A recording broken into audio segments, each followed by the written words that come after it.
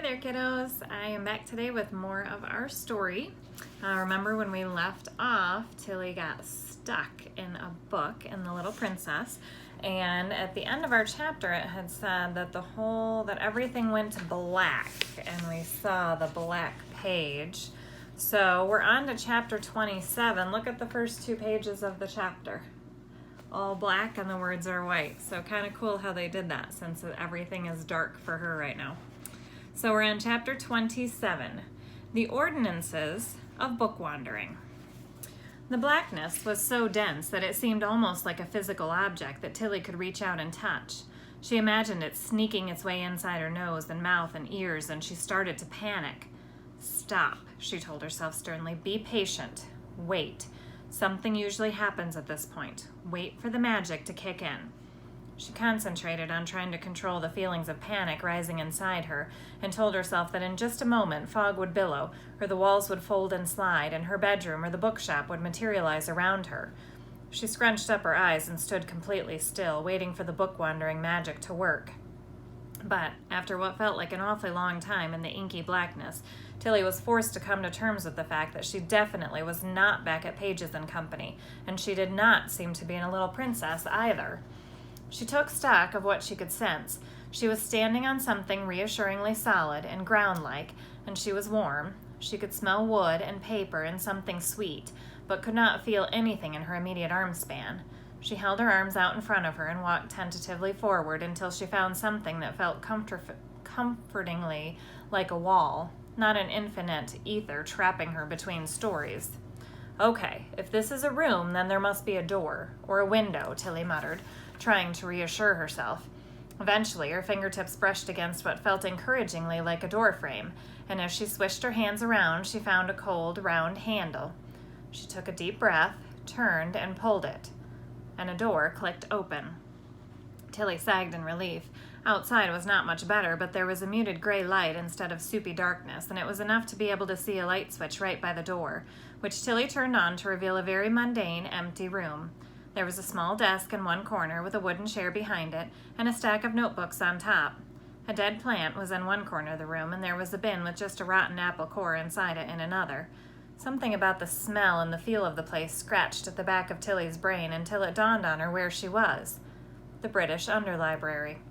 She edged along the corridor, where most of the lights were off apart from the occasional door outline in gold, trying to get her bearings.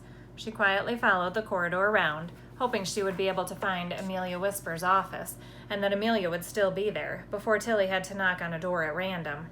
They were all numbered, so she hoped that meant she was already in the right corridor, but as she looked for number 42, she realized that the numbers didn't go in any recognizable pattern or order, and office 111 was next to 31, which was opposite 6. It was no help at all, and Tilly felt like she was back in Wonderland, until with a sigh of relief she saw door number 42 with a soft glow of light leaking out from around it. As Tilly went to knock, she couldn't help but notice that the next door along, Chalk's office, was not lit up. She paused with her hand in the air, about to knock on Amelia's door, when pulling it back and putting her ear against Chalk's door instead. As she leaned against it, the door clicked open and she tumbled noisily inside. Enoch? She heard a muffled call from the office next door. Everything okay? Tilly hurriedly but gently pushed the door closed and stayed as still as she could, pressing herself up against the wall of Chalk's office. She heard Amelia push her chair back and open her door, and Tilly held her breath, but a second later she heard Amelia retreating into her own office. Faced with Chalk's empty office, Tilly realized she was acting primarily on instinct, rather than hard and fast clues, but she could not shake the uneasy feeling that there was more to Chalk than Grandma and Granddad had let on, or maybe more than they knew. His excuses for talking to her in Anne of Green Gables or being in Alice in Wonderland were setting off alarm bells and raising red flags, and Tilly had read enough books to know not to ignore them. She switched on the desk light, which cast a dim glow and eerie shadows round the office. The room was pristine, with barely anything on the desk apart from a computer that was turned off, and a shallow wire tray with a few sheets of paper in it. Tilly flicked through them and saw that they were all covered in lists of bookshops printed in tiny type. Some of them were crossed out with angry red lines, and some were marked with arrows or stars. There were no photos or knickknacks, no garish best librarian mugs, no sign of personality anywhere. The only decoration was a large poster pinned to the back of the door titled, "The Ordinances of Book Wandering." As she looked closer, she realized it was handwritten. As her eyes scanned the list, she felt increasingly nervous. These rules were devoid of the sense of adventure or wonder that seemed to fill Amelia or Seb when they talked about book wandering. 1. Travel within a source edition without prior permission, training, or qualifications is strictly prohibited. Tilly read. 2. Entry to the source library as above. 3. All bookwanderers should be registered immediately after abilities manifest themselves. Otherwise, traveling will be classed as willfully illicit. 4. No bookwanderers permitted within 5 pages of the end of a novel unless trained in end papers travel. The rules went on and on, all seeming to ban something or other. Tilly shuddered and moved over to the shelves of fat ledgers that lined the room. She noticed they were embossed in small gold letters with the dates they covered and pulled one down at random. She saw rows and rows of names and bookshops and libraries, written in handwriting that changed every few years. Tilly ran her fingertips down the thick paper, down the records of so many different people and their stories, and wondered what adventures they had had. She liked knowing that her mom was in one of the ledgers somewhere, and that Grandma and Granddad must be in one too. Generations of bookwanderers all listed together in nearly identical emerald green ledgers. She wondered if anyone other than Chalk ever looked at them. As she put back the ledger, she realized the office was not as entirely lacking in personality as she had first thought. At the back, tucked away in a corner, was a bookcase of the sort of books you might expect to find in a librarian's office. Novels, children's books, classics, a large blue book of fairy tales, a colorful, messy mix of books. It made Tilly wonder if they judged Chalk too harshly after all. Could anyone with a full set of Harry Potter novels be that bad? He even had a copy of A Little Princess, and Tilly felt her heart thaw an extra degree toward him. Tilly forgot where she was for a moment and pulled down his copy. It was a different edition from her mom's, which was tucked under her arm, or any she'd seen before at the bookshop. The cover was a simple black matte one with the title and the author's name in gold writing. She flicked through the first few chapters, unable to resist reading the description of her father again, but she was instantly distracted by the scene in which Captain Crewe and Sarah first leave the school, which was not quite how she remembered it. She was sure she hadn't seen their cab swerve in the road to avoid hitting someone, but she was also learning that once you were inside a book, anything was possible. But then she found another passage that she was sure was different in her mom's copy. She read it out loud under her breath to herself. She went into the shop. It was warm and smelled deliciously. A young woman, wrapped in a warm cloak, stood at the counter, absent-mindedly playing with her necklace as she waited for the baker to finish setting out the piping hot buns. "Good morning, miss. How are the children doing in this cold weather?" "Quite well, thank you, Nancy. They're all very excited about Christmas." The baker smiled warmly. "What can I get you then? Anything for the little ones?" "A loaf of bread and some of those tiny almond cakes, please. There are several sweet teeth back at the house." The goods were wrapped up neatly in waxed paper, and the woman left the bakery in a gust of cold air as the door closed. The woman behind the counter noticed Sarah shivering in her thin dress. "If you please," said Sarah, "have you lost 4 pence? A silver 4 pence?" Tilly slid the book back onto the shelf and put her own on Chalk's desk to check, confused by the differences. Perhaps she was misremembering the scene. Was her mom's copy special somehow? But before she could turn up the right page in her book to check, the door handle started to turn. She froze. There was nowhere to hide, and all she had time to do was shove her mom's copy of the book into her pinafore dress, thankful it had large pockets, before the door was flung open to reveal Enoch Chalk silhouetted in the hazy gray light, looking furious. "Come here, girl," he snarled. "I knew there was something strange about you the moment I first saw you." Tilly backed into the corner. "I'm sorry, Mr. Chalk," she stammered. "I got lost, and I couldn't work out how to get home, and your door was open, and I—" "Enough," he interrupted. "No excuses. How did you get here, Miss Pages?" "Like I said, I was lost in the library, and your door was—" "No," he said, tense with anger. "We will get to why you were in my office in good time. I want to know how you have come to be in the underlibrary past closing hours and by yourself." He spun round. "Is your grandfather here, too?"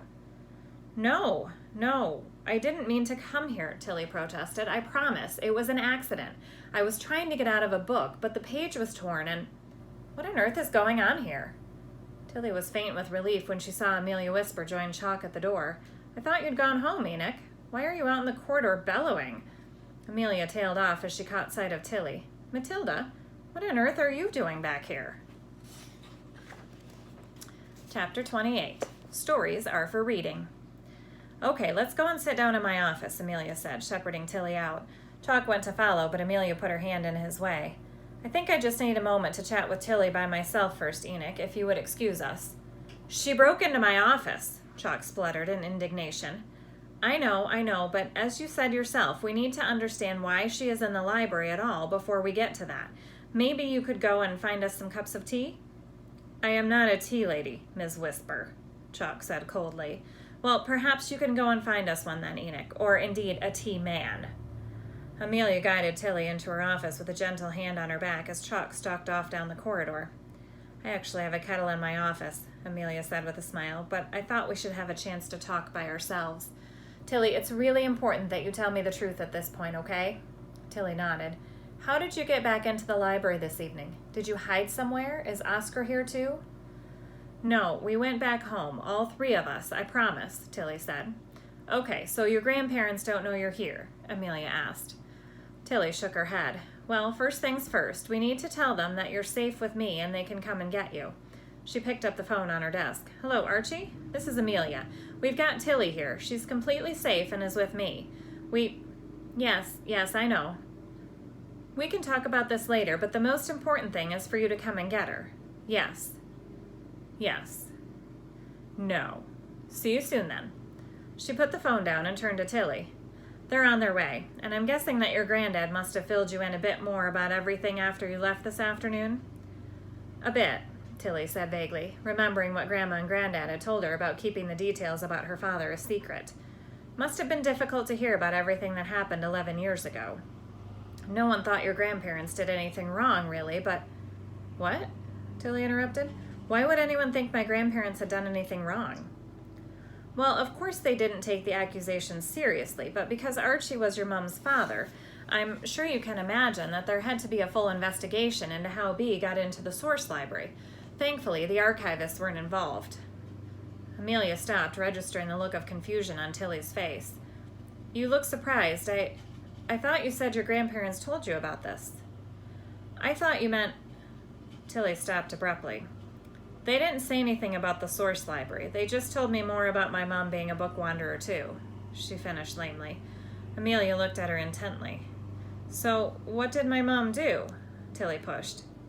It's not really my story to tell, Tilly, but the headline is that she stole your granddad's key to the source library because she was trying to access one of the books, to change it permanently.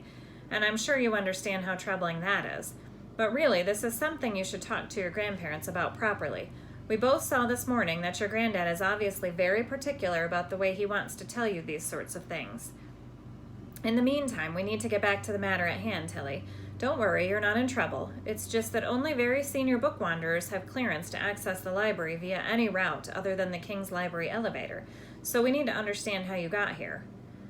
I wanted to practice book wandering, Tilly explained, so I read myself into a book, and it worked completely fine. But when I tried to get out, I saw that the final page was torn, so I just read the last bit that was there. And then everything went black, and I ended up in an empty room down the corridor from here. I wasn't trying to get here, I promise. I didn't even know where I was to start with. And then, when I realized, I came to try to find you, or one of the other librarians, so I could get home. Via Mr. Chalk's office? Amelia quirked an eyebrow. But we'll come back to that. Can I ask which book it was you traveled into? Do you have it with you still? Tilly paused before handing over her mom's old copy of A Little Princess. Ah, she said gently, looking carefully at Tilly. Your mother's favorite. Yes, Tilly said, eyeing her warily. How do you know? Well, Tilly, it's no secret that your mom and I were good friends a long time ago. It's why I wanted to speak to you on your own first, without Mr. Chalk here. We met in New York. We worked at the same bookshop there. I haven't seen her since she went back home pregnant with you. Until your granddad brought you to the library this morning, you didn't exist according to the book-wandering community. After your granddad resigned as librarian, he and Elsie went off the radar. Everyone assumed that they just wanted a quiet life away from all of the book-wandering politics, and to try to take care of Bea a bit. Why does Mr. Chalk seem so angry all the time? Tilly asked. Well, Enoch is very good at his job, in many ways. He has a bit of a sixth sense for anything going awry, but he has a different perspective on book wandering. He's fond of rules, and I'm afraid your mom broke most of those rules. He thinks we should be far stricter about book wandering, how we monitor it, how we regulate it, if there should be any age restriction, whether we should allow anyone to do it who demonstrates a natural ability. He's written seemingly endless reports questioning what books and stories are really for. But stories are for reading, Tilly said. Why do they have to be for something anyway? Can't they just be? I'm rather inclined to agree with you, Tilly, as are your grandparents, but that doesn't mean everyone else is. With regard to Enoch, I'm not yet sure that we can explain your appearance here in the underlibrary. Somehow you were pulled back to the library and were able to get past the barriers we have to protect this place. I think we should be ill-advised to share this ability widely.